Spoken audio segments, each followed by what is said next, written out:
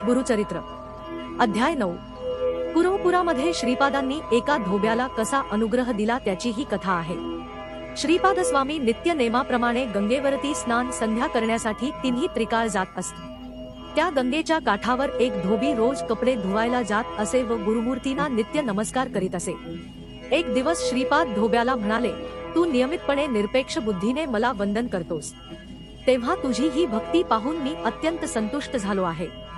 यापुढे तू काही नित्योपासना केलीस तर तुझी संसाराची चिंता दूर होईल। त्याप्रमाणे तो नित्यसेवा करण्यास आश्रमात जाऊ लागला।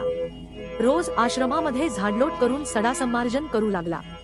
तसेच पडेल ते काम सेवाभावाने करू लागला। एकदा वसंत ऋतूतील वैशाख महिन्यात त्या नदीतून एका नावेमध्ये बसून म्लेच्छ राजा आपल्या स्त्रियांसह नौकाविहार करताना त्याला दिसला। त्या सर्वांनी उत्तम आभूषणे वस्त्रे परिधान केली होती व त्याचे सर्व सैन्य नदी तीरावर थांबले होते। राजाचे सर्व ऐश्वर्य पाहून धोब्याला नवल वाटले। आपल्या नशिबी आलेले दारिद्र्य पाहून तो दुःखी झाला। राजाची पूर्व पुण्याई म्हणून त्याला हे सर्व वैभव प्राप्त झाले। आपल्यावर गुरुकृपा होऊन असे ऐश्वर्य मिळावे अशी मनात इच्छा निर्माण झाली।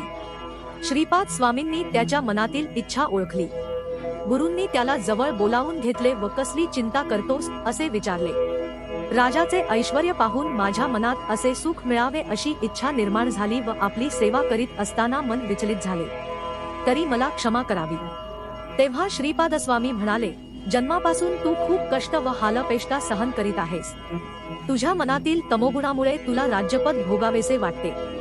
सर्व इंद्रियांचे शमन केल्याशिवाय मन निर्मळ राहत नाही आणि उपासनेमध्ये वितुष्ट निर्माण होते। तेव्हा तुला राजभोग मिळावा असा मी तुला आशीर्वाद देतो। स्वामींचे वचन ऐकून धोबी हात जोडून स्वामींना म्हणाला, हे कृपासागरा, मी राजभोग घेताना तुमच्या चरणांना अंतरे। तेव्हा आपले दर्शन पुन्हा मला केव्हा प्राप्त होईल ते कृपया मला सांगावे।